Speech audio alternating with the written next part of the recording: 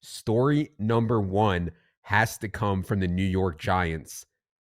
Evan, good thing was the Jackson Dart era is officially underway. Starts impressively, beat the Chargers at home 21-18. However, the bad side is really, really bad. Disaster hit. Malik Neighbors goes up for a deep bomb and kind of pops his Achilles on the MetLife turf. Absolutely brutal. I'm sorry, it was actually his ACL that he popped on that MetLife turf. Absolutely brutal. One of the best young receivers in the entire NFL. And Evan, what was your reaction to Malik Neighbors' injury and Jackson Dart's NFL debut? It's a devastating injury. Obviously, Malik Neighbors was leading the NFL in receiving yards in weeks 1 through 3, starting to make a case for himself to be the best wide receiver in all of football. So now we're reduced to Darius Slayton and Wan'Dale Robinson and maybe Jalen Hyatt or Bo Collins, Theo Johnson, definitely Cam Skattebo. Speaking of rookie running backs, Cam Skattebo, 25 carries in week 4 and a couple of catches as well. They leaned on him heavily, and they're going to continue to lean on him heavily. He brings a certain physical mentality that I think coaches love, that fires up his teammates. Andrew Thomas has been back now. He only played half the game in week 3, the Giants' best offensive lineman, their left tackle. Played the full game this past week, and over the last 2 weeks has not allowed a single pressure. That has been a big addition to their offense. But removing such a dynamic playmaker from the offense is a devastating blow and not something that the Giants are going to be able to recover. But seeing Jackson Dart, I mean, he was really, really fun. I mean, his yards per attempt average was nothing, 5.6. But he is super aggressive as a runner, maybe too aggressive as a runner. He's out here throwing stiff arms. He ran 11 times for 54 yards and a touchdown and had a 35-yarder called back. Actually, should have had 11 for about 90 and a touchdown. So, I mean, there are some exciting elements still to this Giants offense, but losing Malik Neighbors is not a blow that they're going to be able to recover from. Well, and I was really impressed with Jackson Dart just generally and as a runner. I didn't think he was that great as a passer. And obviously, when you're making your first NFL start, it's not a great matchup. That sucks. But I'm worried now for Jackson Dart as a passer without Malik Neighbors to elevate him, right? Because Malik Neighbors can certainly elevate average or sub-average quarterback play. I do not think Darius Slayton, Wan'Dale Robinson, Jalen Hyatt are going to be able to elevate Jackson Dart as a passer at all. And so it hurts. I think this hurts, obviously, Jackson Dart a lot and hurts the entire team a lot, including Cam Skattebo, who, is going to rely on touchdowns to some degree. We'll get more on him in a second, but without Neighbors, I think there's fewer touchdowns to go around, period. The thing about the Neighbors going out, though, is there is an incredible amount of volume to go around. Malik Neighbors was one of the best target earners in the entire NFL. So Slayton and Wan'Dale should certainly be on teams, at least in reasonable to deeper leagues, I think, at this point. Jalen Hyatt's going to get his chance. They have Bo Collins also. But yeah, I don't think there's going to be like a real role change for Slayton or Wan'Dale or Theo Johnson, but there's just more volume to go around. Volume change.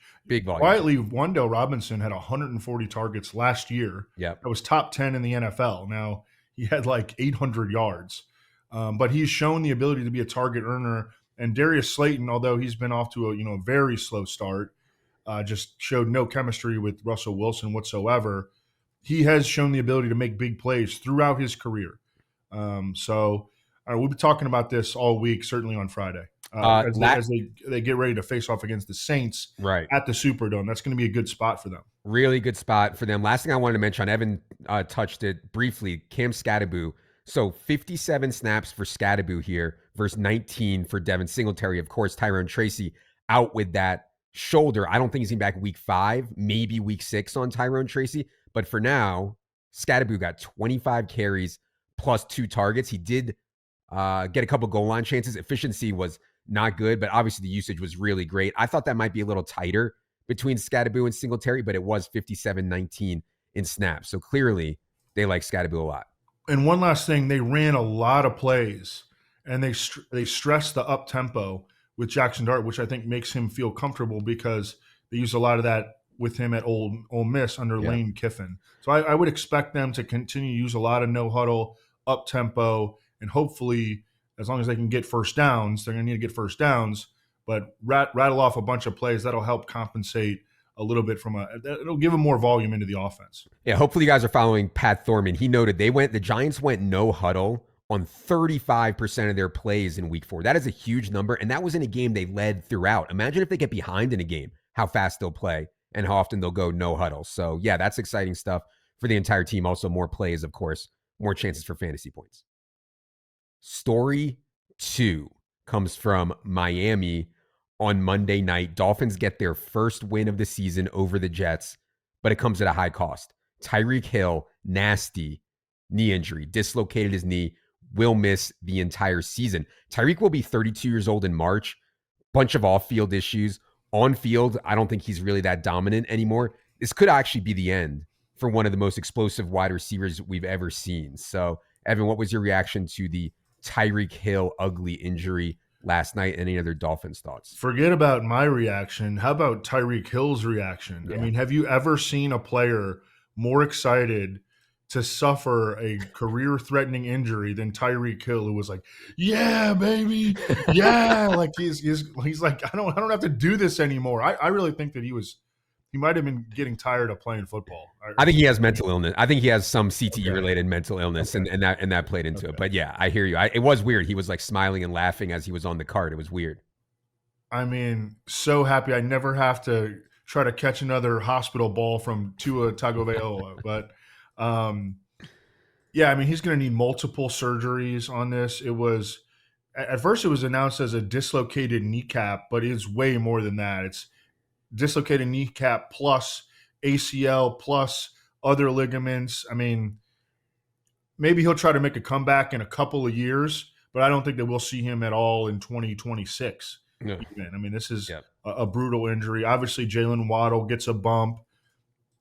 Darren Waller at the most fickle position in all of fantasy football all of a sudden is like on the radar as being playable as a tight end 1 immediately, I think. I mean, they're going to need to get his participation up, but I mean, all of a sudden there's a ton of more opportunity there. And it's not like the Dolphins have any other tight ends there that, that are better receiving options than Darren Waller. So he could also become a factor. So I'll get to Waddle in a second. Just on the Waller stuff here for a second. Waller only ran 10 routes on Tua Tagovailoa's 28 dropbacks. However, he lined up as a wide receiver on almost all of his snaps. I think it was like 90% of his snaps.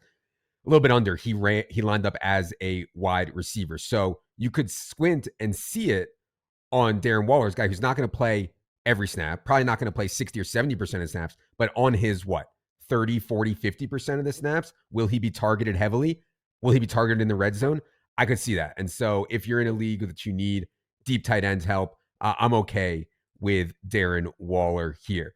At the wide receiver position, I should note that it was Jalen Waddle with 26 routes on 28 Tua dropbacks, Malik Washington 16, Nick Whisper-Kakine 14, Dwayne Eskridge 1. I do think that 2024 round 7 wide receiver Taj Washington will be active going forward. I am most excited in terms of role change for Jalen Waddle. Jalen Waddle is a guy that we were somewhat high on before the season, and part of it was the thesis that Tyreek could just combust, be off the team, get traded. Tyreek is now gone. It is not the way we expected it to go, but he is now gone. Remember, Waddle has played 1 game without Tyreek in his career. That was week 15 of 2023. In that game, Jalen Waddle caught 8 passes, 142 yards, and a touchdown on 37% of the targets. All of that scheme stuff, a lot of it should go to Jalen Waddle. The other scheme stuff can go to Malik Washington, I think, Evan, who does well on those. Like, they only target him, not only, but the most of his targets are on these like quick hitting screens where you get the ball in his hands and let Malik Washington do it after the catch. He had huge production in college at the University of Virginia. Evan, any thoughts on Malik Washington or any other depth stuff with Miami in the wake of no Tyreek? Yeah, Malik Washington was a popular 18th through 20th round sleeper in best ball drafts, and I think that he's going to absolutely smash that at this point. He's really small. He's 5'8", okay, but he's over 200 pounds, so he's a little bit almost built like a running back. You're right, he caught a ton of passes in his final season at college. He was a Mike Renner and Matt Harmon sleeper coming out of the draft. And, for a guy who was a fifth or sixth round pick, I mean, he's earned like legitimate playing time, and now he's going to get a ton of playing time. Mm-hmm. I think he's going to be a factor the rest of the way, no question. Last thing on the Dolphins, I was worried. We talked about Mike McDaniel getting fired, which I do not think would be a good thing for Devon Achane or Waddle or any of these guys. At least they won last night, man. Get a win, get Mike McDaniel hopefully off the hot seat a little bit. And now they play the Panthers in Carolina here in week 5, another chance to get a win for Mike McDaniel and kind of take the pressure off at least a little bit. Let's go to story number 3. It is the Houston Texans. So Houston gets a home game here against the Tennessee Titans, and they execute. I mean, they dominated on defense, win 26-0. The big story was Woody Marks, a guy we've been talking about for months. Ever since we heard that Joe Mixon was possibly done, we have been talking about Woody Marks because it seems like Dameon Pierce is completely out of favor, which was confirmed as he's been a healthy scratch each of the last 2 weeks. Nick Chubb appears to be done. Dario Gunawable has never been anything. And so you're left with Woody Marks, who the Texans traded up for and took very high in the draft, ahead of some very heralded running backs. And so the ascension for Woody Marks, though, is kind of happening faster than I thought that it would. Week 1, 11% of the snaps. Week 2, 26%. I was like, all right, maybe we have a little something here. Week 3, 47%. Talked about him a ton on waivers, rest season top 150 last week. And then in week 4, he plays 40 snaps ahead of Nick Chubb's 30. Dario Gunawable only played 1. Pierce was inactive. 56% of the snaps for Woody Marks in week 4. He outcarries Nick Chubb 17-11. He out-targets him 5-2. And Woody Marks looked unreal. If you guys go to my Twitter, I sent a tweet with Woody Marks just flattening a blitzer in pickup. It was decleating. Decleating is a great term for it. So I'm so excited about Woody Marks. Evan, it's so rare that like these round 17, 18, 19 picks actually turn into something. And for it to be happening in week 4 is like full 3.9. So Evan, thoughts on the Texans and Woody Marks? Yeah, this is the way that the Texans planned it. They planned all this out. They were going to let Nick Chubb open, and they were going to ease in Woody Marks. They saw him like very similar to how the Bucs did last year with Bucky Irving. The Texans internally compared him to Bucky Irving, and he has a lot of similarities to Bucky Irving. Really good pass catcher. You remember Woody Marks, he played 5 years in college. He caught like 270 passes or something in his college career. And he's a very physical runner who can break tackles. And that's almost the exact same profile as Bucky Irving. Not necessarily a special athlete, but a good football player, good in all phases. And, I mean, he absolutely added a spark to their offense right away. And, I mean, I think that he should be the lead back. Obviously, he needs to stay healthy. But he should be the lead back the rest of the way for the Texans. People are saying to pick him up off waivers. Like, guys, this guy should have been on rosters like weeks ago. Should have been drafted. He should have been drafted everywhere. I mean, I had him as like a top 120 player or something like that. I'm really surprised that he was even being discussed as a waiver wire option. He obviously should have been rostered everywhere. And this is not hindsight stuff. Like, we've been on Woody Marks. Everybody at ETR has been on Woody Marks. Yeah, and also with their offensive line play, part of the thesis was, let's just get the ball out quick, man. Let's just, and so checking down to Woody Marks when you're under pressure, if you're CJ Stroud, makes a ton of sense. Last thing on Woody Marks, I know some people are like, oh, it was 26-0. He got a bunch of garbage time, and so people look at the final box score and they're getting messed up. It wasn't garbage time. In the first half, Woody Marks had 10 touches. Nick Chubb had 6. So already in the first half there, they were already going to win. And now they get the Ravens, who have lost like their entire defense to injury. I mean, time to be excited about Woody Marks. Amazing. All right. Let's go to the Chargers. So Chargers go across the country for 1 p.m. Eastern start and lose to Jackson Dart's Giants 21-18. The story to me was not this massive Amarian Hampton game. That was great, but that was very expected, especially given Najee Harris's injury. I talked about that on the solo pod a couple weeks ago, if you guys want to go back. The story to me, again, from the Chargers was Quentin Johnston. Again, leads the team in targets. Again, out-targets Ladd McConkey 13-6. On the season now, Evan, QJ has a 24.8% target share. Ladd is at 18.1%. For a guy who was going 16th, 17th overall at the wide receiver position, to be behind Quentin Johnston and Keenan Allen in targets, I'm like, I was still on Ladd this past week. I thought that Ladd was the play rest of season for sure. I'm starting to get queasy now. Evan, is it possible Extremely. that the rest of the season, Quentin Johnston is actually going to be better than Ladd McConkey?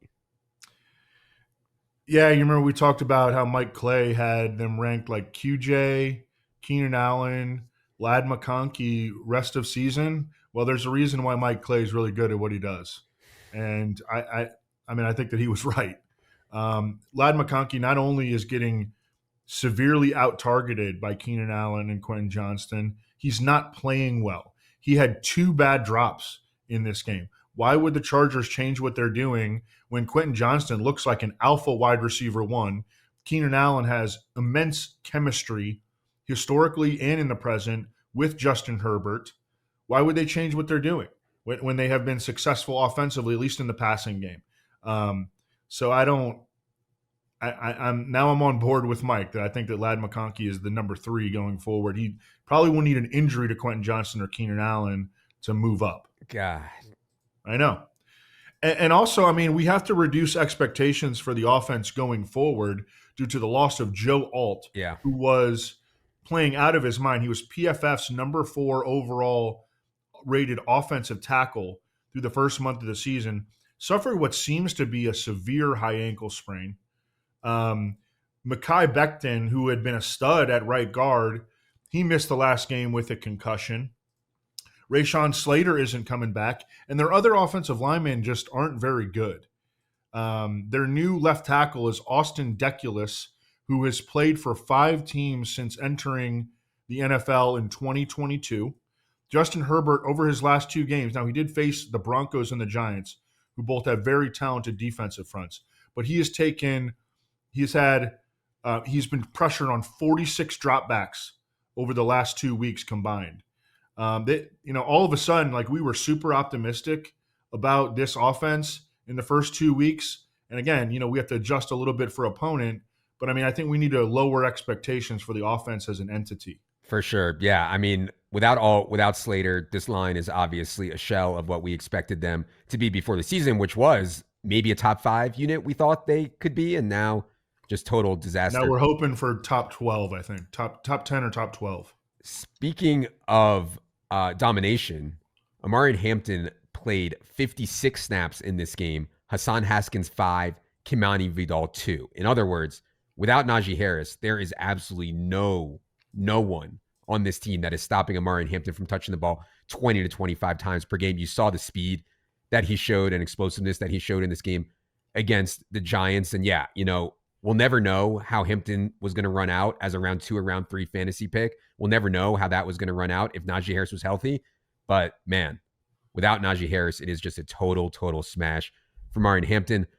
Last Chargers note for me, Arondé Gadsden ran 22 routes here compared to just 10 for Tyler Conklin. Now, Will Dissly was hurt. We'll see on his status going forward. But again, Gadsden 22 routes, Conklin just 10. We'll see what happens when Dissly gets back. But yeah, the Gadsden stuff is at least worth watching at a bare minimum right now. Yeah, one more note on Amari Hampton. So the Chargers all of a sudden have these major offensive line issues. One way that they can circumvent that would be to throw the ball to the running back more, which they've done over the last 2 weeks against talented pass rushes against the Giants and the Broncos. And I think that they should continue to do that. Amari Hampton was a great receiver at the University of North Carolina. He's got, I think, 10 catches combined over the last 2 weeks. He's a big, fast dude who can create with the ball in his hands. And he should absolutely be a smash the rest of the way. He has virtually no competition for usage. Yep. All right. Story 5 is the Raiders. Raiders lose a close game at home to the Chicago Bears, fall to 1-3. It was another bad Geno game here. 3 interceptions and just 117 pass yards against the Bears. A hurt defense that was already one of the worst in the NFL. And it's a shame that Geno had such a stinker because they waste the Ashton Genty breakout. Genty, 21 carries, 138 yards, and a touchdown, plus 2 catches for 17 yards and 2 more touchdowns. Evan, how sticky do you think this Ashton Genty breakout will be? We had a bunch of people wringing their hands about AJ Brown, then he goes off in week 3. Everybody's like, oh, it's fine. And then it goes back to being bad in week 4. Do you think we'll be yo-yoing here on Ashton Jeanty? Do you think this breakout is sticky? And any other Raiders thoughts? I mean, I think it's sticky that Jeanty is good. I've always believed that. But the situation is still going to pose a threat to Ashton Jeanty the rest of the way. The Raiders just lost Colton Miller, who was the number 3 graded offensive tackle at PFF in the first 4 games. Colton Miller to a high ankle sprain. So that can be, 3 to 5 week injury. And the Raiders don't have any other good offensive linemen. Colton Miller is really good, and the rest of the Raiders offensive line is trash. So huge loss for the offense. Geno Smith has not played well at all. He leads the NFL with 7 interceptions so far. And that trade essentially that they made, going with Geno Smith at quarterback. I mean, the trade looks really good for the Seahawks, actually. Yeah. Trading him out for Sam Darnold. But this move to go get Geno Smith has not worked out so far. The Raiders offensive line was already to blame for a lot of Ashton Jeanty's struggles in a lot of people's eyes. And as Evan said, now they lose their best offensive lineman. This could be, with the Texans, the worst offensive line in the league without Colton Miller, right? I mean, this could be an absolute disaster, and people are going to continue to make excuses for Ashton Jeanty production. Now, this was against the Bears. Obviously, he looked absolutely incredible, did Ashton Jeanty. I also was encouraged that he ran 13 routes on 23 Geno Smith dropbacks. That was his highest rate of the season. So to me, on Ashton Jeanty, if this is going to be sticky, he needs to continue to run a route on like 55, 60% of Geno dropbacks at least. They need to involve him in the passing game, get him away from the offensive line. You see in space, he's absolutely outrageous. I mean, he is absolutely outrageous once he gets in space, but I'm curious how much space there will be here going forward. The other thing I would say about Jeanty stuff, if you were thinking about selling high on Jeanty right now, would be the schedule. Coming up, they play Indy and Tennessee, okay, whatever. But then Chiefs, Jaguars, Broncos, and then towards the fantasy playoffs, week 13 at the Chargers, 14 Broncos, 15 at Philly, 16 at Houston. So it's not going to be the easiest path there down the stretch for Jeanty in terms of defenses. So we'll talk about it more on Rust Season Top 150, but I think Jeanty is good and an amazing player, but the situation without pass game stuff and this offensive line situation still concerns me, I would say. One other note from that game, watching it against the Bears, Brock Bowers is limping a lot. Like, now they make an effort to get him the ball. I mean, they threw him the ball in like swing passes and screens, and I mean, he did what he could. He finished with 5 for 46, which was a good number from any tight end, not what you paid for in the second round. But he's running around on that brace. I did not think that he looked particularly. Yeah. I think he's at like 65% or 70% in terms of health. He was limping a lot on the field. Yeah, and I thought we could have been under projecting Bowers in this spot. Against the Bears, it's Brock Bowers. He's not on the injury report, but clearly he's still hurt. Clearly he's still hurt, even though he's not on the injury report, which, if you're listening, NFL, we should take a look into that. And this was, by the way, no Michael Mayer out there. So Bowers did play 40 out of 52 snaps. I did note that even with Mayer out, they gave Ian Thomas 29 snaps. So they are dedicated to these 2 tight end sets that they have. But yeah, frustrated on Bowers because Jacoby Myers was quiet, Trey Tucker was quiet, and still Brock Bowers, only 5 catches for 46 yards. All right.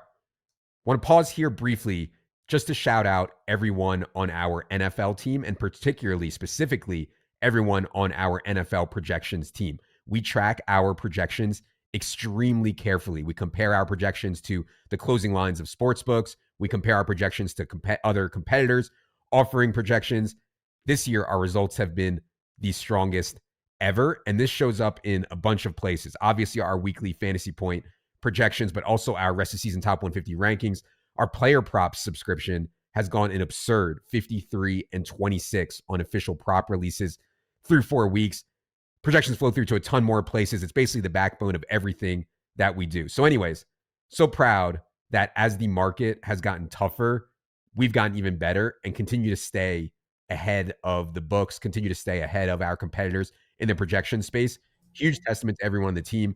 They're amazing. I do want to be clear that all of our products, I consider them to be for serious fantasy players and bettors who are actually willing to pay for top quality work. I totally understand that's not everyone.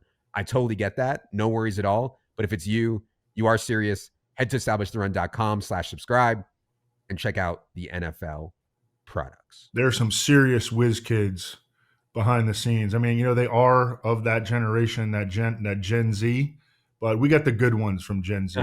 These ones like to work. Exactly. No, we have some incredible people for sure. All right. Let's go to the NFC now. We're going to go in alphabetical order. Start with the Arizona Cardinals. This was the Thursday game, and the Cardinals were a total mess for most of this one. Marvin Harrison looked inept in the first half. More drops. In fact, one of his drops, he handed the ball to the Seahawks.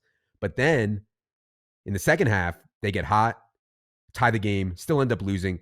Big story, though, has to be Marvin Harrison in the second half looking like he turned a corner, gets a 24% target share overall. But I feel like in the second half, they just gain confidence. He can actually make plays. And it's been rare through 2 NFL seasons for Marvin Harrison to go out and make big plays. But he did it in this game, and he was emotional about it. Finally, relief that I was able to come through for my team, even though they lost. Evan, any thoughts on Marvin Harrison's performance and the Cardinals from Thursday night? You just hope that he made a great touchdown catch in between 2 defenders. He was horrible in the first half. Oh, my God. People on Twitter were calling for him to be benched and everything else. And it's just who are you going to turn to? Zay Jones was out with a concussion. Greg Dortch is already playing a ton. Michael Wilson isn't any good. So you got to just ride it out. And he wound up making a play to get them back within, contention late in the game. You just hope that he continues to play well. He finished with 10 targets. Trey McBride catches 5+ balls every game. You hope that he scores a touchdown. He usually doesn't. But with Marvin Harrison, you just got to ride it out, and hopefully that big time catch for the touchdown, he can parlay that into being a more confident player, because obviously he was struggling with confidence. You could consider this a sell high. I didn't think Marvin Harrison was a great pick in round 3 or round 4, wherever he went. If you want to get out from under it, this is an interesting time. There's plenty of momentum around Marvin Harrison right now. I know you like Marvin Harrison more than me, Evan. Would you consider selling high right now, or are you going to stick with it? I'd stick with him. Okay. I still think that the vibes, the way that he's perceived, I think his perception is not high enough right now to get enough in a return. Yep, I agree. Most people probably won't be giving up a lot for him. Other note from me on the Cardinals was this was the first full game without James Conner. Now, this was a unique game because the Cardinals trailed the entire way and trailed big for a lot of it.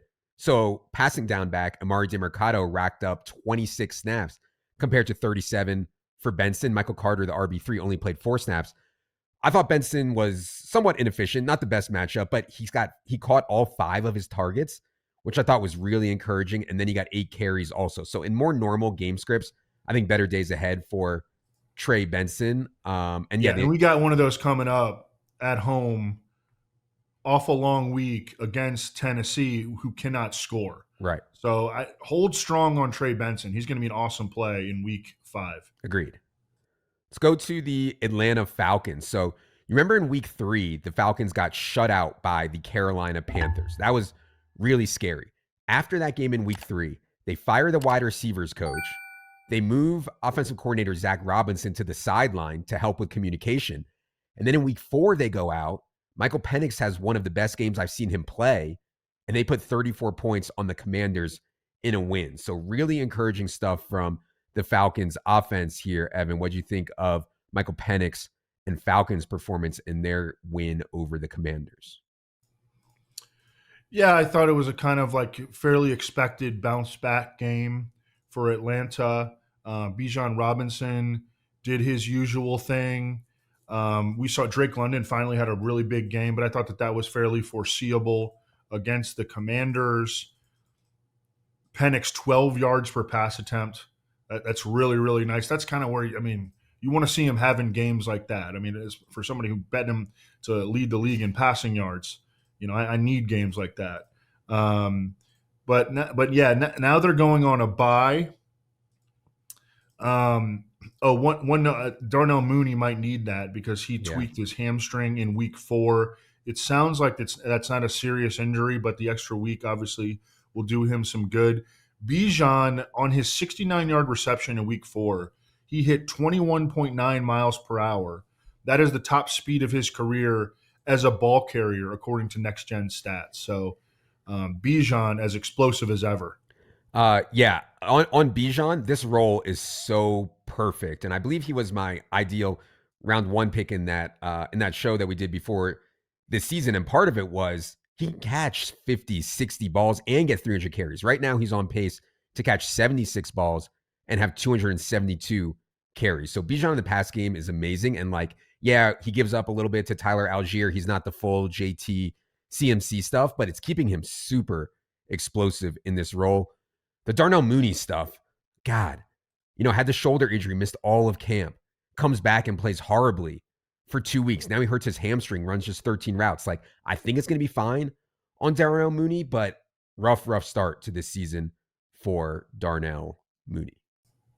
Let's go to the Carolina Panthers. Regression continues for the Panthers here. I mean, they go to New England and just get trounced. They were down 28-6 at halftime. They lose 42-13.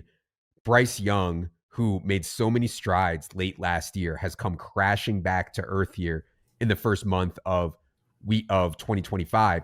Just 150 passing yards in this game for Bryce Young. He's had 154 or fewer in 3 of 4 games, and he hasn't been running pretty much at all. So it feels like we're back to when Bryce Young got benched type of performances here. Evan, any thoughts on Bryce and the Panthers right now out of their loss to New England? Yeah, I mean, I'm starting to wonder if he might get benched again. They've got Andy Dalton in reserve. I mean, they're going nowhere on offense, just spinning their wheels. There's not a lot of light at the end of the tunnel, I feel like, with this offense. Yeah. And they keep getting injuries on the offensive line, too. They were already without Rob Hunt and Austin Corbett. They're starting left guard and center. And they lost Chandler Zavala, who was filling in for Rob Hunt at guard in this game. So, yeah, I don't see a whole lot of light at the end of the tunnel. Okay, this is going to be pathetic light at the end of the tunnel, but what about this? Jalen Coker is eligible to come off of IR from his quad injury here in week 5. I don't know if he's going to play, but I expect him to at least open the window. They need Coker back. You cannot be out there with Tremaine whatever, Hunter Renfrow, and a bunch of geeks off the street. Jalen Coker has played well, so he's at least on my radar as someone for deep leagues that you should probably have stashed here, and maybe he can help out this offense. Yeah, I was reading some comments from Dave Canales about Jalen Coker, however, and I've been optimistic like you as well, but Dave Canales characterized Jalen Coker as still week to week. Yeah. He said that Xavier Legette is day to day and Jalen Coker is still week to week. That to me signifies that Jalen Coker probably not going to be ready in week 5. Hopefully we can get him back in week 6 or week 7. Last note for me on the Panthers, Jatavian Sanders was out for this game. He's going to be out a while. Tommy Tremble, Evans' boy, 52 of 69 snaps, caught 5 balls for 42 yards and a touchdown, tied for the team high with 8 targets. So a pretty good role here for Tommy Tremble with Jatavian Sanders out for anyone in desperate need of tight end help. Let's go to the Bears. Bears go to Las Vegas and squeeze out a narrow win, 25-24. One thing that stood out to me was Cole Kmet, team high 9 targets here. He only caught 3 balls for 46 yards, but he was a focal point with Colson Loveland sideline. Cole Kmet played 68 of 68 snaps. Evan, any thoughts on Cole Kmet's day or anything else Bears related off their win in Vegas? I would say that the one thing that stands out, and this was pointed out by Tej Seth of Sumer Sports, I love the Sumer Sports Analytics stuff. But he noted that according to ESPN's open scores, which I think people here think that separation stuff is not necessarily predictive, but it can be descriptive. If you look at the ESPN open scores for Rome Odunze, DJ Moore, and Olamide Zaccheaus so far this year and compare them to last year, they're getting open at a much higher rate by a much longer distance than they were last year. And I think that is a testament to Ben Johnson. The Bears still have all kinds of problems. They benched their starting left tackle, Braxton Jones, during this game. Their starting right tackle, Darnell Wright, was out with an elbow injury. So they had at left tackle Theo Benedette, who in 2023 went undrafted out of the University of British Columbia. And at right tackle, Ozzie Trapillo, a second-round pick this year, who had been inactive for the first 3 games. So they are still trying to figure things out on offense. They got to get Colston Loveland healthy and going, and they have a bye week right now. So they're still figuring out. But I mean, no problems with the scheme that Ben Johnson is putting out there whatsoever. Imagine taking Colston Loveland over Tyler Warren. I mean, that, imagine one guy went to Penn State, one guy went to Michigan, one guy was one of the most productive players in the history of college football in his final year. The other one guy won the Mackey Award and one guy did not. One guy won the Mackey Award and one guy didn't. That one I fear is going, and I'm not giving up on Colston Loveland by any stretch, but especially when you have Cole Kmet, who clearly is able to go out there and play a good game. Last question for you on the Bears, Evan, is DJ Moore stuff. I think I asked you Sunday morning, do you think DJ Moore is done? It's tough, man. He's running a ton of routes, but he's not doing anything in the box score. 34 routes here for DJ Moore, only 11 for Luther Burden, but DJ Moore just can't get anything going in the box score. Any thoughts on for people that have DJ Moore right now? He has fewer targets on the season than Olamide Zaccheaus. Yeah. I think that Ben Johnson doesn't see him as a scheme fit or something. I would like to see the Bears trade DJ Moore and get Luther Burden into the lineup. I just don't know if you can justify doing that because you have a young quarterback, and it's like, why would you trade away your most veteran receiver? Yeah. So I don't know. I don't know if they could even justify that to themselves, but I think that they should do that if they can justify it to themselves. There's been rumors. There's definitely been DJ Moore rumors ahead of this trade deadline. So we'll see how that goes here over the next few weeks. Let's go. I think that there's very little chance that DJ Moore is going to be back with the team next season. Right. And in that case, you should get what you can for him, right. But you probably can't get much as he heads into that final year. Dallas. This was the wild Sunday night game, ended in a 40-40 tie. This was the Cowboys' first game without CeeDee Lamb, facing a very good Packers defense, and Dak Prescott and the Cowboys go out and rip off 6.5 yards per play. Dak goes nuts to George Pickens. I mean, we were like 3 rounds ahead on Romeo Doubs all summer in the rankings for best ball. Obviously, George Pickens is my most owned player. This was like pure sex game as I was watching it. And I couldn't believe, because I expected Dallas to really struggle here. And they went out and went nuts, and Dak played unreal. So for everybody out there that was worried, including me, that without CeeDee, this was going to be a struggle, this was really, really encouraging. Evan, what do you think of Dallas's first game without Lamb? I think that Dak Prescott, he's not going to win the MVP, but I think he belongs in the conversation. He has been playing at an extremely high level in virtually every game that the Cowboys have played so far. Dave Hellman, who covered the Cowboys for a really long time and now works for The Athletic, he was like, I think this might have been Dak Prescott's best game of his career. And you have to figure in no CeeDee Lamb, no Cooper Beebe, the starting center, no Tyler Booker, the starting right guard, and also Tyler Guyton, the starting left tackle, left late in the game against the Packers. Yeah. The Packers couldn't get a pass rush on Dallas. Despite that, Dak was getting the ball out on time, in rhythm. Pickens dominated.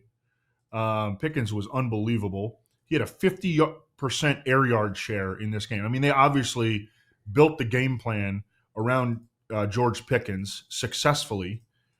The Cowboys now lead the NFL in yards per game, and they are allowing the most yards per game in the NFL. This is like exactly what we wanted. This is exactly how we kind of foresaw it. The next step is going to be maybe getting Jaden Blue involved, but Javonte Williams is balling out. So I don't even know if that's going to happen. So, for the sake of Dak and Pickens and eventually CeeDee Lamb, who, by the way, the Cowboys are not putting on injured reserve. Yeah. That's good news that they feel optimistic that he can return before that 4-week window. It's good news for all those guys. Yeah, and I was really encouraged. And Jake Ferguson, too, who's been a smash as a fantasy pick. Yeah, so I was really encouraged also that they did not put CeeDee Lamb, or not considering putting CeeDee Lamb, on IR. The 2 wide receiver set was mostly George Pickens and Jalen Tolbert, and then Kevontae Turbin in the 3 wide receiver set. The only real target earners out there right now are Pickens and Ferguson. They are going to get so many targets as this team moves along. I still think Turpin has a chance for some big games. It's going to be hard to predict. But yeah, I mean, Pickens and Ferguson, obviously awesome plays going forward without CD here. The Javonte Williams stuff, I like Jaden Blue a lot. I thought him and Bashal Tutin were really close, and Woody Marks were really close as the best like rookie stash running backs. I have a ton of Jaden Blue, so this has been really frustrating, but I cannot deny that Javonte Williams is playing his ass off, and he is not going anywhere. I can think that Jaden Blue should be ahead of Miles Sanders, but they have not shown any inclination whatsoever with there so far. So if you have to drop Jaden Blue, like I think this week in one of my season-long leagues, like a home league type setup with not a deep bench, I'm gonna have to give up on Jaden Blue for now, at least. Let's go to the Detroit Lions. So this was a home game for the Lions against the Browns. They put 34 points on the Browns, one of the NFL's better defenses. They did mix in a punt return touchdown, but the offense was very good. Amon-Ra efficiency, man. Saw 7 targets, caught 7 balls for 70 yards and 2 touchdowns. Like, Amon-Ra is playing at another, just every year, an incredible level. Evan, what do you think of Lions' easy win over Cleveland? Yeah, I mean, I had some doubts about the Lions entering the season. Not that they'd be a bad team or anything like that, but that they maybe be more of like a 10-7 team than 12-5 or 13-4. And now I'm starting to think that they might be a 12-5 team. Their offensive line has been dominant. They have not allowed a sack since week 1. The Lions have not allowed a sack since week 1. In this particular game, I saw some close-ups of the Lions rookie guard, Tate Ratledge, going up against Mason Graham, who was the number 5 pick in the draft, defensive tackle for the Browns, who's been great. Tate Ratledge was destroying him. So they've like already solved their interior line issues. Taylor Decker, actually, their left tackle, who's been playing hurt, he's probably been their worst offensive lineman so far. Penei Sewell is just blocking out the sun as usual. But I mean, their offensive line is still very good. Maybe not elite like it was when they had everybody healthy with the the Ragnow unit. But I mean, I don't know, they're producing at an elite level. Yeah. With not allowing a sack in 3 straight games. Jahmyr Gibbs outsnapped David Montgomery 21-9 in the first half of this game and wound up out-touching him 17-9. I don't know. I kind of am a little biased. I want to see Jahmyr Gibbs like really shoulder the lead back role for the Lions, and obviously I had him ranked number 1 overall in season long. So I'm looking at that every week. I'm also looking at Jameson Williams. The production was not there in this game. He did see 8 targets. Yeah. And he saw 215 air yards, the most in the league in week 4. So, I mean, they're throwing him the ball. His ADOT is 20 and a half yards. Too long. This is what I was going to say. It's too much. Like, I don't think that this air yards thing is a good stat for him. He needs some easy targets, right? Let's get him some easy targets. I totally agree with you. That's something that it took a little bit for Ben Johnson, because you see the blinding speed of Jameson Williams. You just think, oh, deep threat. It took Ben Johnson a minute to figure out that, no, we need to get this dude the ball, on the move. And I hope that John Morton comes around. I mean, they are trying to get him the ball, though. Yep.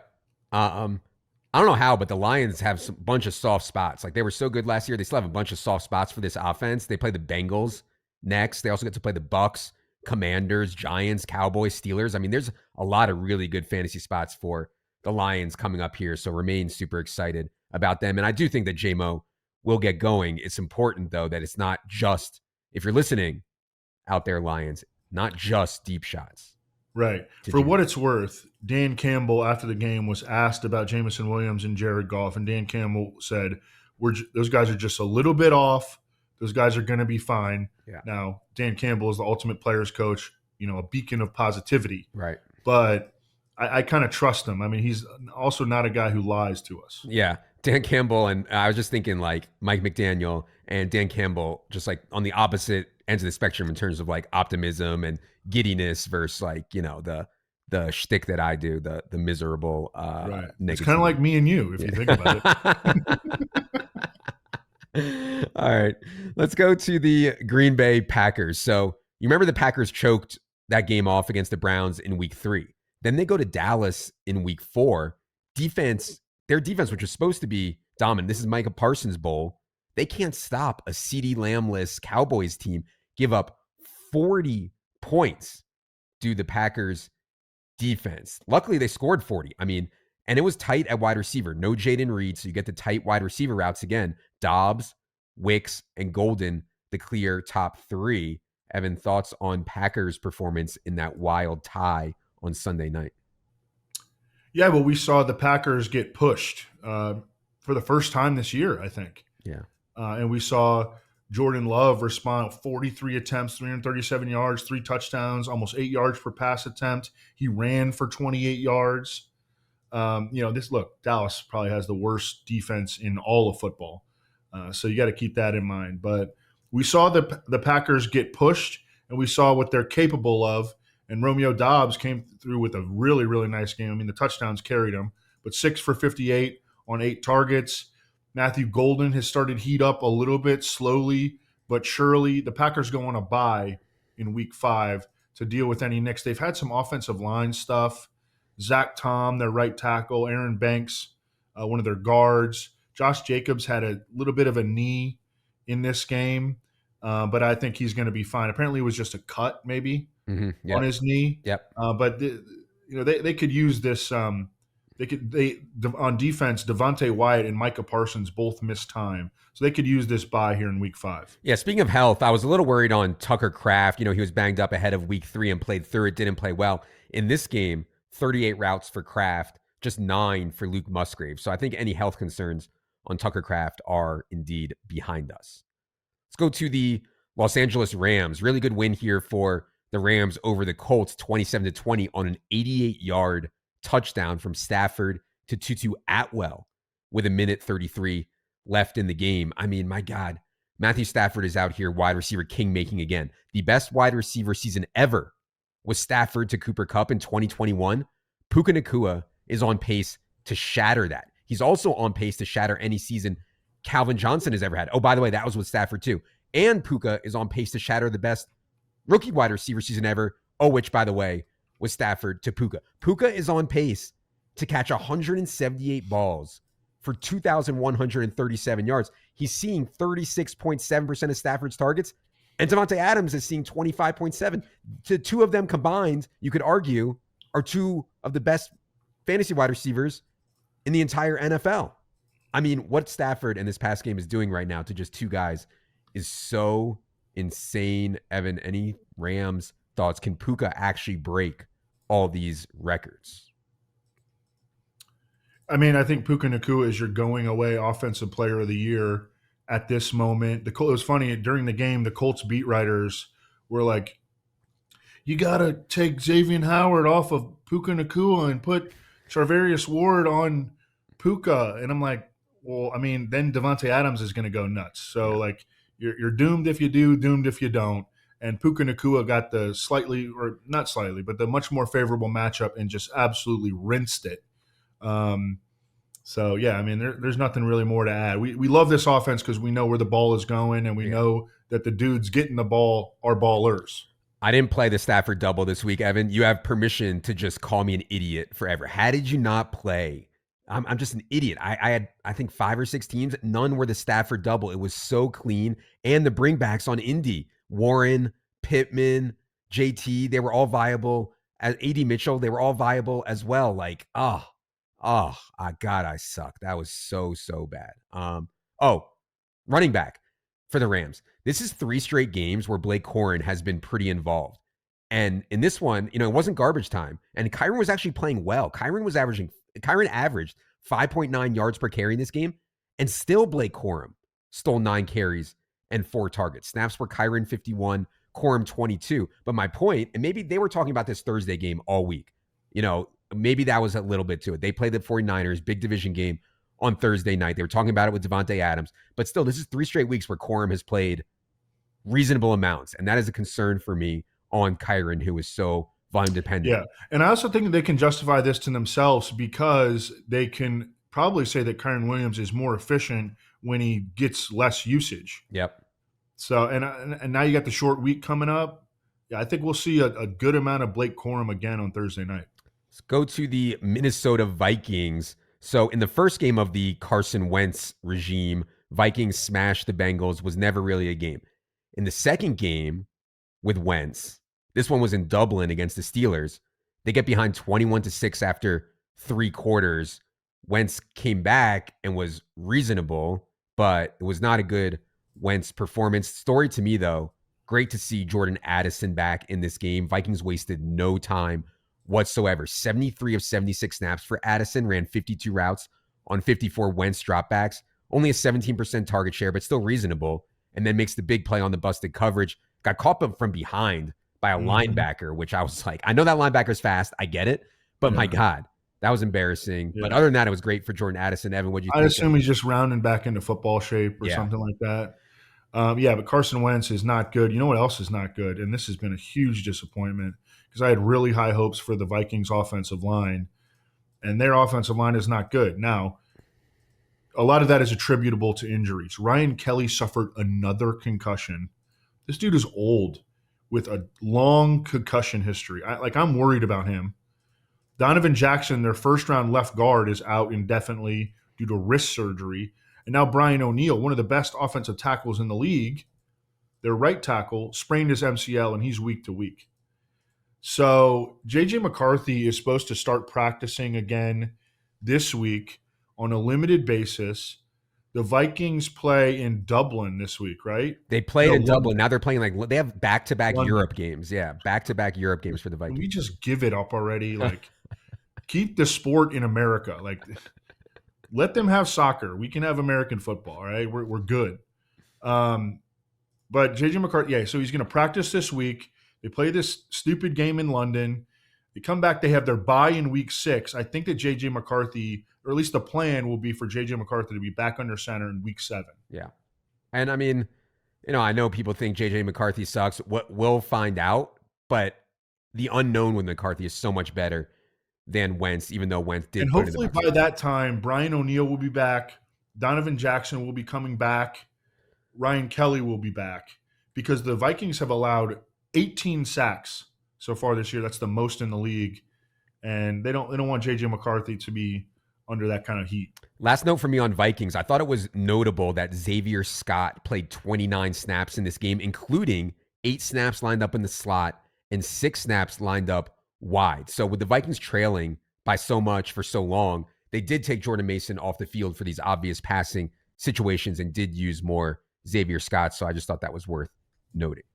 Let's go to the Saints. So Saints went to Buffalo. They hung in this game better than I expected, than most people expected. Still fall to 0-4 with a 31-19 loss in Buffalo. Pretty nightmarish Chris Olave game. A couple drops. He threw an interception on a terrible ball that they let him try to throw for a touchdown. But he did salvage the day with a touchdown, did Olave. Evan, thoughts on Saints' performance up in Buffalo? My big takeaway from this game was how much Kendre Miller played in the first half. Yeah. They are ramping him up. I don't know if that's in anticipation of a trade of Alvin Kamara. I asked Underhill, and Underhill said they're using Kendre Miller more because he's their best running back at this point. I mean, I think you can make a good argument that at very least that Kendre Miller is the Saints' best actual runner at this stage of Alvin Kamara's career. But Kendre Miller, he played almost half of the offensive snaps in the first half when the game was fairly tight against Buffalo. So I don't know. Maybe he's grown up. Maturity has been a thing for Kendre Miller in the past. Maybe he's getting it. I mean, he almost fell out of the league during the Dennis Allen regime. And now there's a new regime. They're giving him another chance. They wiped the slate clean, and he's kind of been balling. Yep. No, I do think that one of the players most likely, not saying it's likely, but most likely to be traded out of everyone would be Kamara. It makes absolutely no sense to keep him around and can certainly help a team on pass downs at a minimum as one of the best pass catching running backs in the league. I did have a big note here for Juwan Johnson people, Evan, which I believe you are one of. Both Taysom Hill and Foster Moreau will return to practice this week. So I'm not sure when they're going to be back, but they're at least getting back into shape and trying to practice Taysom Hill and Foster Moreau if they get back would not be great for Juwan Johnson. Let's go to the Philadelphia Eagles. So Eagles went to Tampa for a battle of unbeatens. Eagles play a dominant first half and then have to hang on late to win it 31-25. As usual, the Eagles did not need to drop back very much and didn't force it. They blocked a punt for a touchdown to start the game. As soon as that happened, I was like, oh, they blocked a punt for a touchdown. A.J. Brown people are going to be pissed. A.J. Brown's going to be pissed. That's just the way that it goes. They're up 24-6 at half. The defense is dominating. Hurts ends up dropping back 32 times. On 6 of those, he scrambled. On 2, he took sacks. His 2 touchdown passes were these kind of weird goal line plays to Dallas Goedert. So you add it all up, and you get 2 catches for 7 yards for A.J. Brown. He's tweeting stuff. He's whining. Evan. And by the way, this team is 18-0 in their last 18 games that Jalen Hurts has started and finished. But anyways, Evan, what do you think of Eagles and any thoughts for A.J. Brown people out there? Yeah, we talked about maybe the hypothesis that the Eagles could look at what happened in their previous game. Was that against the Rams, I believe? Yeah, yep. The Rams where A.J. Brown just took over and Devonta Smith took over and Jalen Hurts lit up the Rams in the second half of their comeback win in week 3 and maybe parlay that into, a more aggressive approach against Tampa Bay. Nope. They're going to continue to play the way that they do and rack up wins. And I mean, they dominated for most of this game. Yeah. I think they were up by 24-6 at one point. Yep. I would say that the biggest concern right now is Saquon Barkley and just the running game unit as a whole, because Lane Johnson keeps going in and out of games. He had a shoulder injury in this game, and Landon Dickerson is definitely not the same. He's one of the lowest graded guards at Pro Football Focus, and he's had a bad grade in every single game. So it's not just like cause of one game where he played bad, or he is not playing well, and he's like almost certainly injured. So Saquon Barkley does not have a run longer than 16 yards through 4 games. He's still been serviceable in fantasy. Yeah. He's been, scoring enough touchdowns and certainly getting enough touches, but he has not been banging long runs at all. And now they got Denver up next. So I actually, so I was in Wyoming this past weekend. And if you can believe this, Evan, there is an Eagles bar in Jackson Hole, Wyoming. So I was with a bunch of massive Eagles fans. I walk into this bar for the Eagles game. I'm not exaggerating. There's probably 150 rabid Eagles fans watching this game in freaking Jackson Hole, Wyoming. EAGLES, Eagles, Eagles, Eagles chants every time they score. It was an absolutely wild scene. But anyways, my point is I got to watch every single play because it was the only game on in this bar. The penetration the defensive line is getting on Saquon Barkley's runs is just glaring versus last year. And to Evan's point, offensive line play has been way down. I do not think that Saquon Barkley's struggles are anything related to how many touches he had last year or anything like that. There just has not been enough room to run. There has not been as much room to run last year, period. And of course, you have to get lucky to break off 80-yard touchdown runs. He's just not getting as lucky here this year. Yeah. So last year, he averaged 5.8 yards per carry. This year, he's averaging 3.1 yards per carry. Right. By the way, in terms of play calling stuff, they were dead last in passing attempts per game last year. They're dead last this year. Their next 4 games: Broncos, at Giants with no neighbors, Vikings, maybe Wentz or McCarthy, and then Giants again with no neighbors. So I don't see any big Hurts drop back games coming up here in the next month either. Hurts is going to be awesome in fantasy, but yeah, the A.J. Brown, Devonta Smith stuff, it's going to be rocky. I mean, we've talked about it plenty on Rest of the Season Top 150 show. It's going to be rocky. Let's go to 49ers. So Brock Purdy returned from his injury here for this home game against the Jaguars. I did not think he looked quite right in this game, and maybe he wouldn't have even started if Mac Jones was 100%. He wasn't, but it was a mess because not only did the 49ers lose this game at home to the Jaguars, but Purdy aggravated his toe injury. He is now in doubt for the division game here on Thursday night. On top of that, our hero, Ricky Pearsall, suffered some kind of PCL injury. He's in doubt for Thursday night also, as is Jawan Jennings, who came up with a rib injury. He's also dealing with shoulder and ankle things. So 49ers injuries continues to just be unbelievable almost. Evan, what do you think of 49ers game on Sunday against the Jaguars? Yeah, usually right up the Thursday games on Monday night. But when you don't know who one of the starting quarterbacks is going to be, I usually have to push it back. So I'm going to write it up tonight. We're doing this on Tuesday early afternoon, and I think I'm going to write it up as if Mac Jones is going to start, because Brock Purdy obviously aggravated the toe injury. He was also dealing with his shoulder, I think, but he did not play well against Jacksonville. He wound up. I saw your team on FanDuel. He put up with like 22 points on FanDuel or something Yeah, like he that. went over 300 yards and he had 2 touchdowns, so Yeah. it was a good day for sure. Right. Yeah. So he wound up doing fine in fantasy, but in real life, like that was not a good Brock Purdy game. I'm selfishly hoping that the 49ers and Mac Jones is not on the injury report and full participant. So I think Mac Jones starts on Thursday night against the Rams. I selfishly hope that the 49ers sit Ricky Pearsall. I do not want to see any more aggravations of this PCL injuries. PCL injuries can be very, very bothersome. And he needs that. He's like a route runner. He needs his knees, man. He needs to be at 100%, not checking in and out of games. He tried to stay in the game this past, but he couldn't do it. He couldn't leg it out. So I want to see him sit. Selfishly, it's just they're so freaking thin. Yeah. And the dude's a warrior. And Jaywan Jennings is so banged up, and he's a warrior too. I kind of suspect that we're going to see both of them try to gut it out. Christian McCaffrey, if you just isolate his receiving numbers and put him up against wide receivers, like he's a wide receiver one Oh, yeah. on the season, just in terms of his receiving numbers. Yep.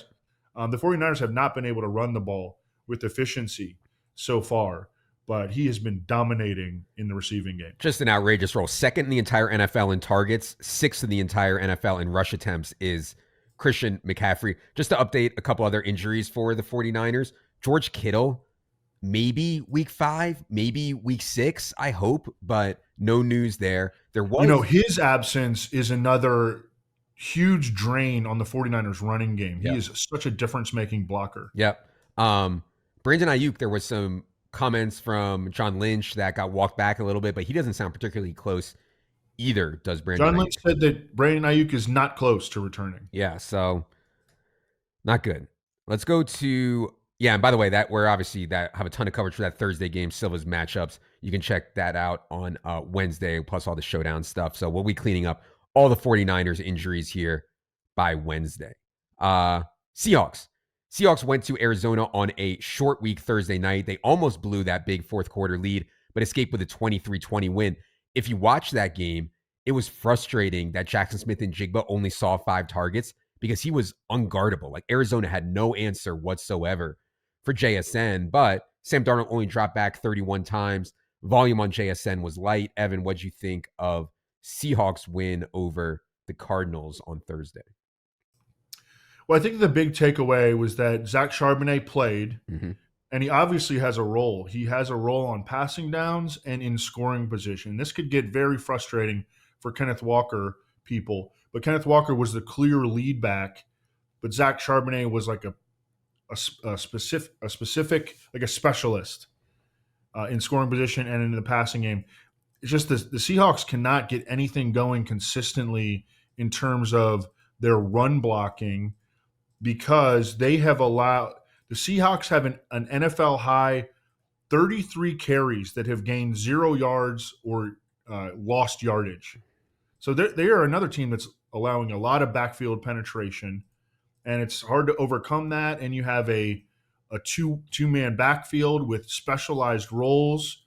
It's just, with both these guys healthy, it's going to be frustrating trying to use these guys in fantasy. Yep.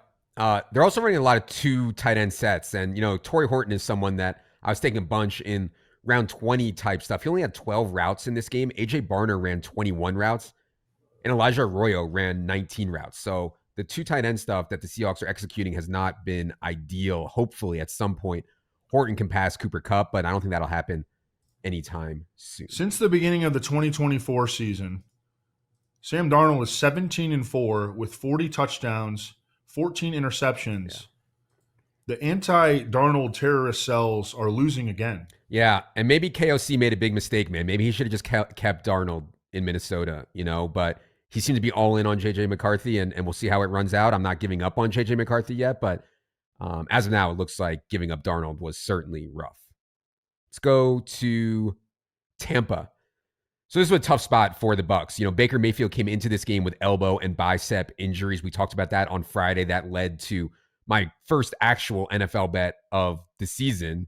I'm 1-0 ATS on the season. Shout out to me with the Eagles. But anyways, Baker had elbow and bicep issues. The offensive line was decimated despite getting Wirfs back. No Mike Evans in this game. So Bucs get behind early. They stage a comeback, but it was kind of a lucky comeback. Egbuka's long catch, I don't know how the Eagles defenders didn't knock it down. Like two guys right in front of Egbuka's face. He somehow makes the catch. They also get this crazy long Bucky Irving touchdown reception. Still lose 31-25. Evan, what'd you think of Bucs' loss to the Eagles? Yeah, I actually thought they were going to get blown out more. They were getting blown out, during the game. Two lucky long plays. Seriously, two Right. lucky long plays is all they got. Yeah. Chris Godwin came back, Yeah. played 81% of the snaps. He was in his full role. He saw he saw 10 targets. Yeah, 25% share in his first game. 3 for 26 was his result. But I mean, you like to see him out there. I mean, he's another warrior. I'm sure he should get better every week. The big concern that I have is that Bucky Irving went for an MRI on his ankle. Yeah. That was so weird because I saw the play when he went down. It looked really bad. I was like, oh, he's done. And then he came back in and started smashing. He looked totally fine. He's another warrior. Yeah. But we'll see what the MRI there holds. On Godwin, I was concerned that Godwin did not play much slot. In other words, Sterling Shepard was the primary slot, not Egbuka. It was Sterling Shepard who can pretty much only play in the slot. So until they get Mike Evans back, maybe it'll be Evans and Egbuka on the outside and Godwin in the slot. But until they get Evans back, it's not great for Godwin playing on the outside, especially at his age, coming off such a severe injury. So that's something that I'll be watching there for sure. Last NFC team is the Washington football team. This is another game without Jaden Daniels. This one was also without Terry McLaurin. Of course, Eckler was done as well. Commanders go to Atlanta and lose 34-27. Defense didn't do them any favors. I mean, defense got shredded by a previously dead Michael Penix for 6.8 yards per play. Evan, what'd you think of Marcus Mariota and the Commanders' performance down there in Atlanta? Yeah, I kind of expected them to struggle, and they did. I mean, the Falcons have played really good defense. Washington was really shorthanded. You hope that Jaden Daniels is coming back soon. Ja'Cory Krosky-Merritt, and you have to remember he's a 7th-round rookie who barely practiced during the week, so this really shouldn't be surprising. He only played 3 snaps in the first half against Atlanta. Yeah. And he continues to be buried in this 3-way running back rotation. And how many touches did he finish up with? 9? Yeah, 9. So, again, he's in that 8 to 11 touch per game range. And I know people like to talk about Ja'Cory Krosky-Merritt. He's more of like someone that just people talk about at this point than someone that people should be using in fantasy. Agreed. The Terry McLaurin stuff. So, hip, groin, core. I'm not sure when he's going to be back. It sounds like he avoided the surgery with Dr. William Myers if he had that. Sports hernia surgery, we've seen a bunch of guys do that. They're usually out at least 4-6 weeks, something like that if they have that. Haven't heard anything lately, but they need him back because their number 2 wide receiver in this game was Chris Moore, who's been on a bunch of teams and is like 30-something years old. Luke McCaffrey, Jalen Lane barely played, had a role. So, yeah, they need Terry McLaurin back badly. Looking for updates there. Have not seen anything yet. All right. Let's flip it over to the AFC now. We'll go to the Baltimore Ravens. Ravens went to Arrowhead and laid a somewhat surprising egg. I mean, they were down 30-13 after 3 quarters. Then Lamar pulls his hamstring. The report Tuesday morning is that Lamar Jackson is doubtful for week 5 and could even sit through the Ravens' week 7 bye. In other words, we're looking possibly at Lamar missing week 5, week 6, buying week 7, and then return 8 for a game against the Bears. Continued injuries to star players here. Evan, thoughts on Lamar's injury and Ravens' loss in Arrowhead? It's devastating. I mean, this is a guy who has won 2 MVPs. Arguably should have had a 3rd last year, although I was in the Josh Allen camp, but it's okay. Lamar Jackson was just as deserving. And you're downgrading to Cooper Rush. Like, this is a disaster. Ronnie Stanley got hurt in this game. The entire defense is wiped out. They got the Texans coming up next. We are drastically lowering expectations for every single member of the Ravens. It's going to be really tough with no Lamar. Why don't you give the people a bit of a Cooper Rush scouting report? Because Cooper Rush has started a lot of NFL games when Dak Prescott missed time with the Cowboys. Any hope for Zay, Andrews, Bateman, maybe even getting better here? And the argument for them to get better is so many more passes, just so many more raw attempts as he drops back. He won't be scrambling, etc. Thoughts on Cooper Rush? I mean, he's a pocket sloth. He has, if you look at like his record as a backup, he's had a winning record as a backup in Dallas. But I mean, the offense is going to change dramatically. I don't know if they can fix the offensive line in time for Will Anderson and Danielle Hunter. Yeah. Ronnie Stanley, again, left the game last week with an ankle, did not return. Lamar Jackson got pressured on a career high 56% of his dropbacks before exiting. So it's a disaster. I do not think that. I mean, you can try to start Zay Flowers. I mean, you downgrade him from like a wide receiver 2 with wide receiver 1 upside to like a wide receiver 3 flex. Yeah. Where you're just hoping can do all right. There are 4 teams on bye in week 5. So, I mean, Zay Flowers is going to probably end up being a top 30, 35 option, but that's probably where he is, as opposed to a guy who, probably would have been the top 24. Yeah, I definitely think it's worse for Lamar, for Zay Flowers. I kind of think that it's even more worse, though, for Derrick Henry, who benefits so much from that RPO stuff where they think Lamar is going to take it, or they're worried about Lamar keeping it, and you get these huge lanes for Derrick Henry. And then also, of course, you're going to generate less touchdown opportunities, less red zone opportunities, less goal line opportunities without Lamar Jackson in there. So, yeah, not great for Derrick Henry either. Oh, Isaiah Likely was back for this game. He did run 20 routes, didn't get in the box score. He ran 20 routes on 40 quarterback dropbacks. Mark Andrews, 23. And this was a blowout, so some of that stuff is skewed a little bit, but Likely back does affect Mark Andrews at least a little bit. Let's go to the Buffalo Bills. Bills again take care of a weak opponent for the second straight week.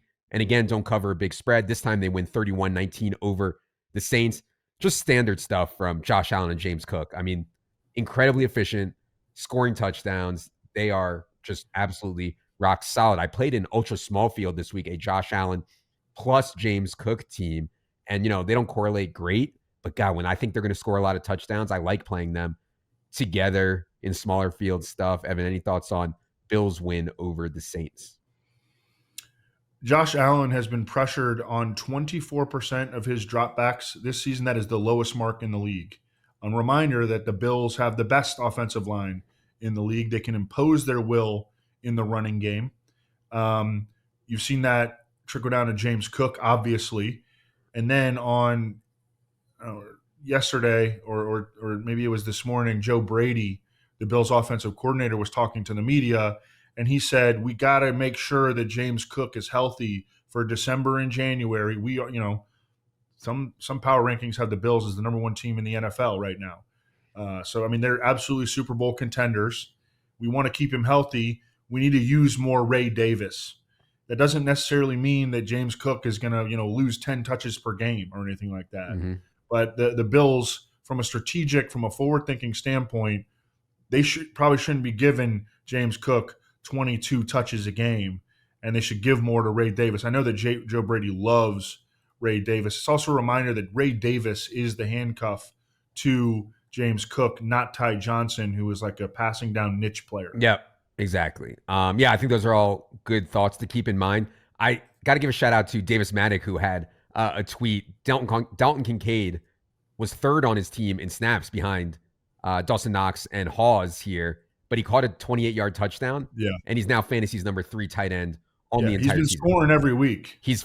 I think this is the time to unload him if you can. If you can get something for Dalton Kincaid, I would trade him. Yeah. I mean, it's just like all these tight ends back here are the same. Do you score a touchdown or do you not? And that's what you can be, the number 3 tight end in terms of snaps. Now, Dalton Kincaid still led them in routes. Not that he's running a ton of routes, but he led tight ends in routes. But he's third in snaps, and he's fantasy's number 3 tight end, because all you have to do to be good at tight end in fantasy is get a touchdown. That's it. I mean, I'm going to look after this, but I bet Darren Waller is among the best tight ends in fantasy this year. He's played 1 game, but he scored 2 touchdowns. So it's just Yep. a joke. Oh, Josh Palmer looks like he's banged up. Only 10 routes for him in this game. Saw something about injury there. Not that it matters too much, but something to watch. Curtis Samuel was active for this game and got 11 routes. Let's go to the Bengals. This was last night, second game without Joe Burrow, second massive fail. Bengals scored 10 points in week 3 against the Vikings with Jake Browning, and then they could muster 3 points against the Broncos last night with Jake Browning. Now, these were 2 very difficult matchups, but it is going way worse than I even imagined without Joe Burrow. Evan, what do you think of the Bengals game last night against the Broncos? I don't even think that there's any analysis to be had. The Bengals need to go trade for Jameis Winston or Russell Wilson or somebody who can play competent football. I'd love to see them get Jameis Winston. My God. I mean, he could really resuscitate a lot of dudes in this offense, and he won't care. He'll sit back there and take hits. He doesn't care that the Bengals offensive line is a swinging gate. Yeah. But I mean, they're paying Jamar Chase and T. Higgins a lot of money. Like, we can't let these guys go to waste. I mean, you're paying them. You're just wasting that money. Yeah.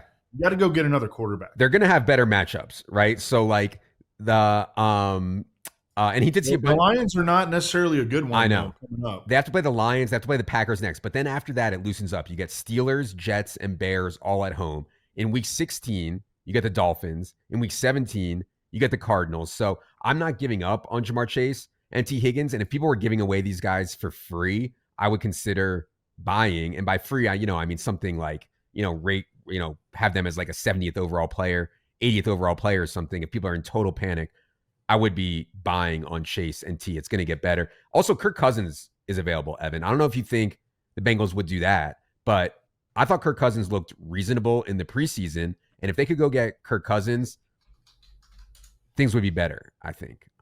Get some better matchups, get Kirk Cousins. Maybe things are better, but obviously Jameis would be the slam dunk. Let's go to the Cleveland Browns. Browns went to Detroit. They fall to 1-3, score just 10 points. Story remains Quinshon Judkins, 21 of 23 running back carries for Judkins and caught all 4 of his targets. Over the last 2 weeks, Judkins has 44 touches, Jerome Ford 6, Dylan Sampson just 2. So, I mean, they're not even giving anyone else a chance right now other than Quinshon Judkins. Evan, what do you think of Browns' performance in Detroit? Yeah, the offense just completely revolves around Quinshon Judkins. They were even riding him while they were trailing against Detroit. So that's really good news for people that have Quinshon Judkins. Cedric Tillman suffered a hamstring injury. He's out indefinitely. Now, it's mildly interesting because I think that the Browns are going to go to Dylan Gabriel very soon, and their pass attempts are going to come way down when Dylan Gabriel takes over at quarterback for Joe Flacco, who stinks.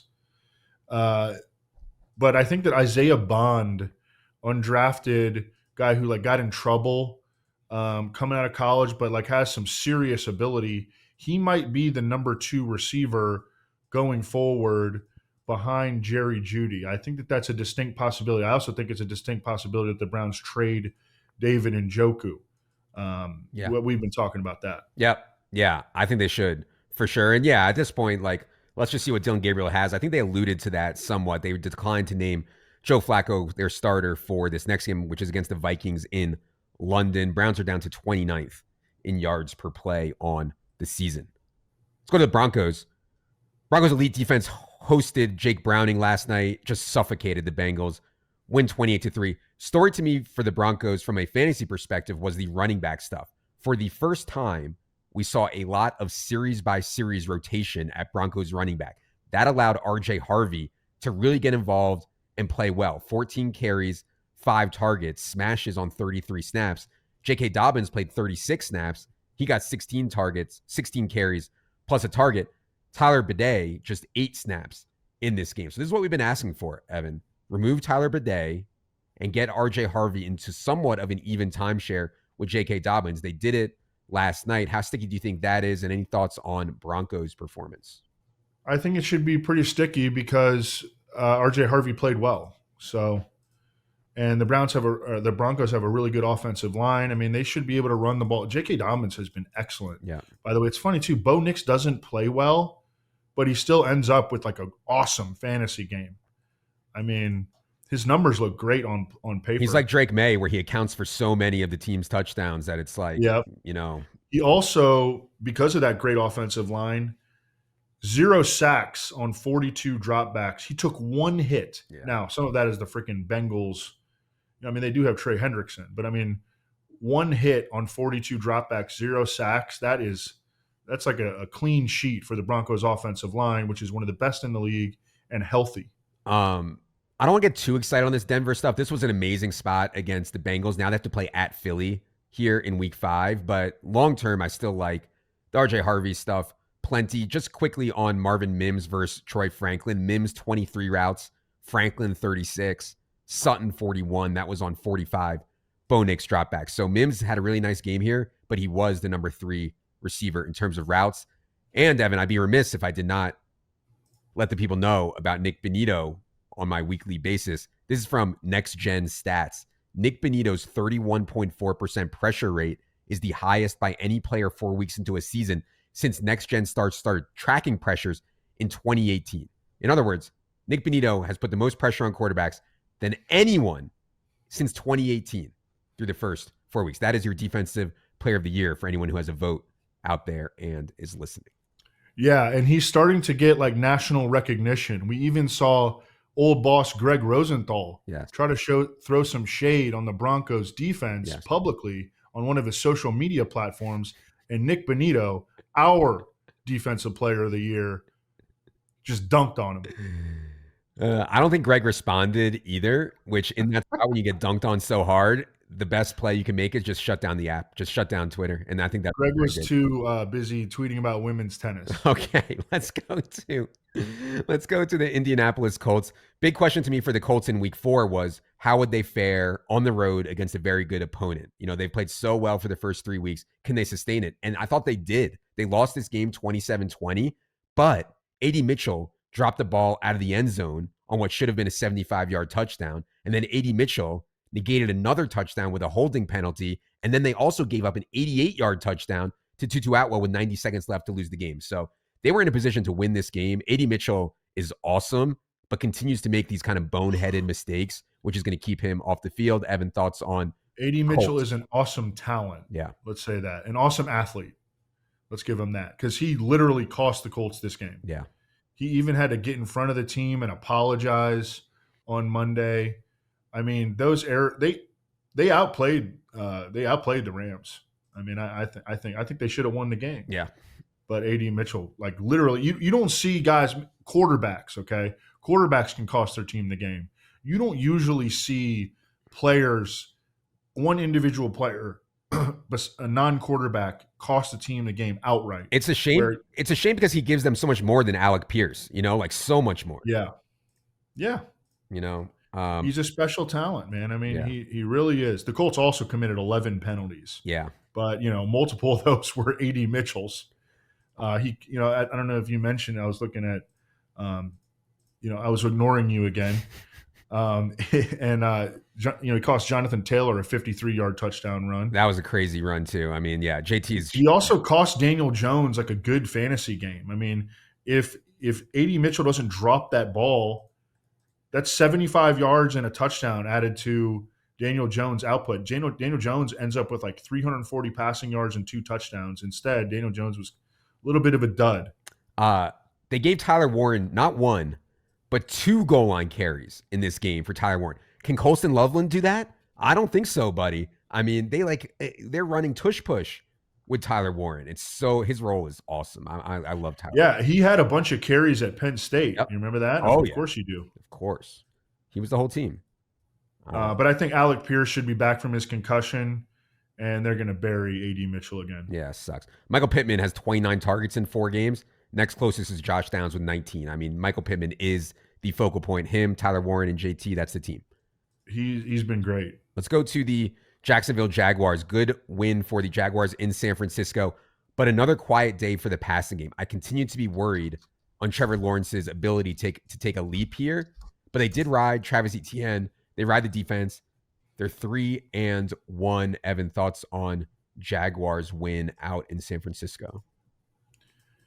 Yeah, Liam Cohen has some fire in him. He's got some fire in his belly. Going after Robert Saleh, I Yeah. think of all the dudes in the NFL that I would not want to go after. Robert Saleh's up there. Dan Campbell. You know who else? I bet Tomlin would kick your ass. Big Dom. Big You Dom, is know, that Eagle security guard, Big Dom? yeah. No, I wanted to give a shout out. So, and I don't know if this is necessarily a Liam Cohen thing, or maybe it's just a coincidence. Last year, the Buccaneers had one of the best offensive lines in the league when Liam Cohen was their OC. The Jaguars, who don't really have like star power on their offensive line by any means, they have the lowest sack rate allowed in the NFL this year. They have generated the fourth most rushing yards before contact, and the second lowest pressure rate allowed behind only the Bills. I mean, their offensive line has been one of the unsung heroes to the Jaguars being a successful team so far in 2025. On the Travis Hunter stuff, I'm tempted to just say, call the experiment. Just let him focus on one position, man. They're playing him like half and half or a little bit here, a little bit there. He has to learn other positions besides just slot at wide receiver and like let him just be elite at one position, and I know that's not why they took him at number 2 overall. I know that was part of the thesis that he was going to be like this two-way player. It's just really hard as a rookie to do that. So yeah, he did run 23 routes in this game though, which was not that far behind BTJ with 29. Parker Washington filled in for De'Ami Brown. He tied for BTJ for the team lead in routes with 29 here as well. Chiefs.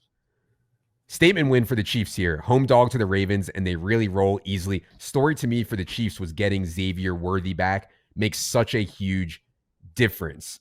Xavier Worthy ran 30 routes on 42 Mahomes dropbacks, but you just watch.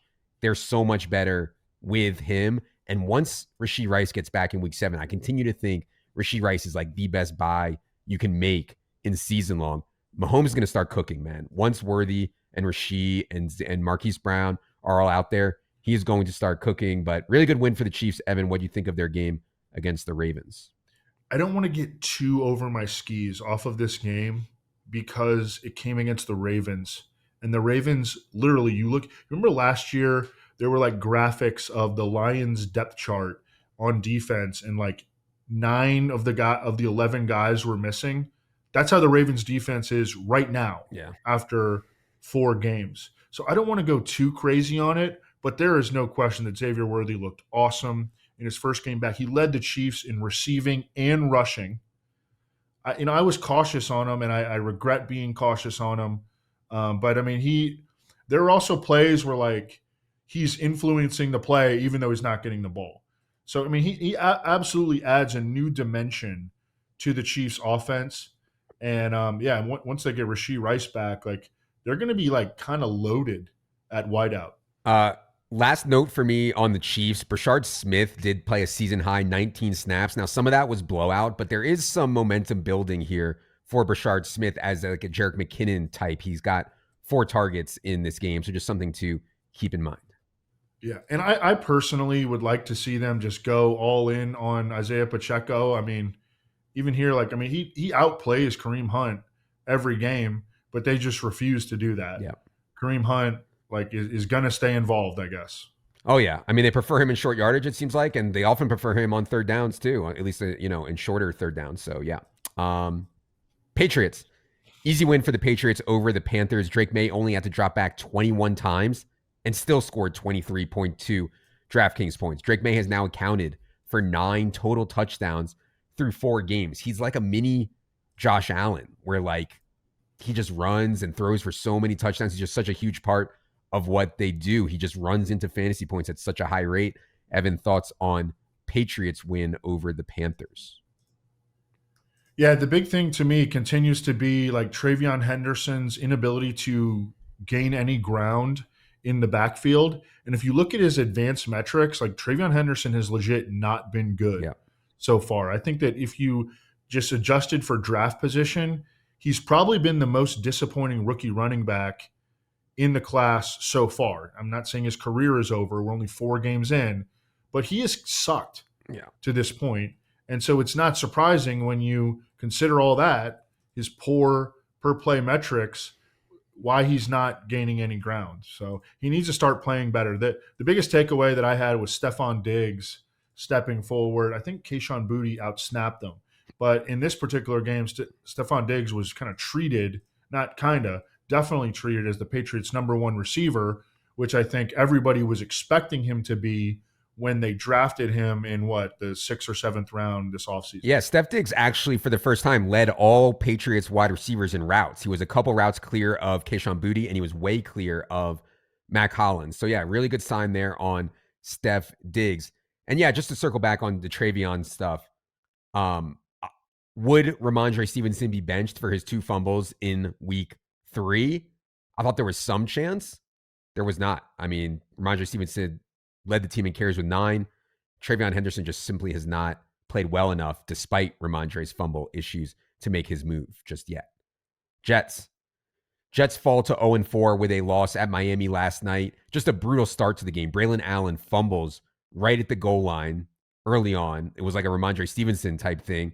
They end up turning it over 3 times to the Jets in this game. They commit 13 penalties, just crazy, sloppy stuff. And then also, later in the game, they lose Braylon Allen to a knee injury. Did not look great, but we'll see. That would be big for Breece Hall's usage. Evan, thoughts on Jets' egg last night in Miami? Same old Jets, man. Sloppy, undisciplined, making mistakes, over and penalties. It's just, that is not a clean operation at all. Yeah. I can't remember the last time that it was. Braylon Allen also suffered a knee injury, and rap sheet saying that he's going to go on IR. Oh, okay. Yeah, I mean, that's big for Breece, I think, because you see when they get around the goal line, sometimes they lean towards Braylon, and I'm not saying they're going to be around the goal line a lot, but it's big for Breece, man, and I think that'll be interesting one to follow for sure. Justin Fields had an insane 43-yard touchdown run in this game. I mean, he wound up being good in fantasy, albeit against the Dolphins. Dude, he had 29 points. And that's my point. People are like, Justin Fields sucks. He had 29 points. As long as he doesn't get benched, he's going to be fine in fantasy, And Garrett Wilson has been consistent too. I mean, he's wound up being like a rock solid pick where he went and drafted. Yeah, and I did not like Garrett Wilson at all. I don't think I took Garrett Wilson huge on him either, at all. But he has certainly played well, and yeah, he made some crazy catches. Mason Taylor showed up here, which I thought was interesting. He's a pretty good prospect. I know Renner liked him a lot, and he's clearly someone they really like. He's already in a full-time role, is Mason. And the Jets face Dallas next, so let's go. All right. Pittsburgh Steelers. Steelers moved to 3-1 with a win over Carson Wentz's Vikings in Dublin on Sunday morning. The story was a late scratch on Jaylen Warren. He was listed questionable due to rest/knee, was expected to play, so a bit worried there was some aggravation here on Jaylen Warren, but we'll see. Regardless, that allowed Kenny Gainwell, not Caleb Johnson, to handle lead back duties. And Gainwell was very good. 99 rushing yards and 2 touchdowns on 19 carries. Also caught 6 balls against a pretty good Vikings defense. Evan, thoughts on Steelers win over the Vikings? Yeah, I mean, if Caleb Johnson, if you hadn't already dropped them, feel free. Yeah. Steelers have a bye coming up. Jaylen Warren will likely be back after the bye. I think he was a surprise scratch for this one. And you just saw Kenneth Gainwell played really, really well. When I talk about advanced metrics for running backs, he graded out as one of the best RBs in the league in week 4. So I'll be interested to see if, he starts to earn a greater role. I think he deserves it. Even as a Jaylen Warren supporter, I think Kenneth Gainwell earns, he has earned like a 55-45 sort of split, if not 50-50. Yeah. And Caleb Johnson is buried. It's crazy because the Eagles never thought Kenneth Gainwell was anything more than a bit player. They just scoffed at ever even trying to use him as any kind of feature back. But Steelers and Arthur Smith obviously see it differently. Steelers defense, bad. I mean, they're 25th in yards per play allowed, and they have faced Carson Wentz, Drake May, Sam Darnold, and Justin Fields. And they're 25th in yards per play allowed. Just bad defense Steelers have, period. Old and slow. Last team today is the Tennessee Titans. Bottom out here. I mean, this has got to be the bottom for the Titans. They fall to 0-4, and they get shut out 26-0 at Houston. As we've repeatedly talked about weekly here, Titans have had a brutal schedule to start Cam Ward's NFL career. Broncos, Rams, Colts, Texans, all very good defense. but they are dead last by a mile in yards per play. They have 3 touchdowns in 4 games. Calvin Ridley was banged up, sat out a bunch of plays again. I want to remain optimistic that Cam Ward can turn this around and at least get to like average or sub-average. But right now, this is clearly the worst offense in the entire NFL. Evan, thoughts on the Titans game against the Texans and any hope for you on them turning it around?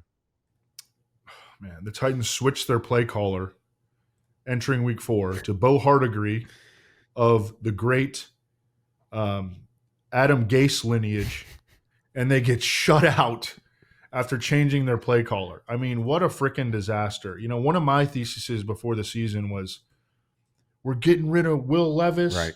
We're replacing him with the number 1 overall pick in the draft. It's got to be better. And my God, it's worse. Yeah. So the opponents are going to soften going forward. I mean, their schedule was unfair. Yeah.